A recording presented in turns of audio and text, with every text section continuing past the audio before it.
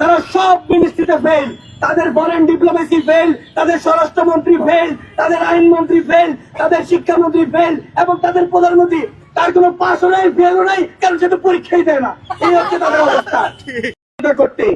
কিন্তু আমরা দেখেছি তারা এত অথর্ব একটা মিনিস্ট্রি গঠন করেছে, সেখানকার সংস্কৃতি মন্ত্রী বাংলাদেশে নোরা ফাতেহি এবং হানি সিং এর মতো সিঙ্গার অ্যাক্ট্রেস বানাতে চায়। তাদের শিক্ষামন্ত্রী এতটাই গার্বেজ, এতটাই অথর্ব, তার নাকি কাজ যে ক্লাসে ক্লাসে গিয়ে উকি মেরে নকল করছে কিনা এটা দেখা।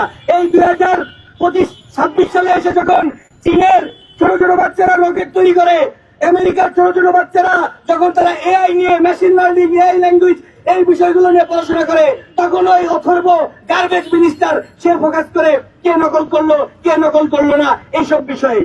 আমরা দেখেছি তারা সব মিনিস্ট্রিতে ফেল, তাদের ফরেন ডিপ্লোমেসি ফেল, তাদের স্বরাষ্ট্রমন্ত্রী ফেল, তাদের আইনমন্ত্রী ফেল, তাদের শিক্ষামন্ত্রী ফেল এবং তাদের প্রধানমন্ত্রী তার কোনো পাশও নাই, ফেলও নাই, কারণ সে তো পরীক্ষাই দেয় না। এই হচ্ছে তাদের অবস্থা। আমরা তাদেরকে হুঁশিয়ার করে দিতে বলতে চাই, আপনারা একটু উত্তর বাংলাদেশের উত্তরবঙ্গে যান, ওইদিকে যতগুলো ক্ষেত আছে সেই ক্ষেতগুলো একদম ফেটে চৌচির হয়ে যাচ্ছে। তাদের সেখানে ডিজেল সংকট, সেখানে তেলের সংকট, কৃষকরা সেচ দিতে পারতেছে না। কৃষকদের বুকের এই যে আগুন, এই আগুন তাড়াতাড়ি নিবানোর জন্য আপনারা সিন্ডিকেটের সাথে আপনাদের আটারটিকে বন্ধ করুন।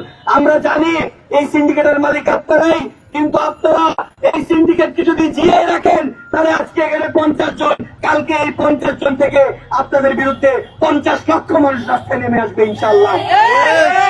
এই মুহূর্তে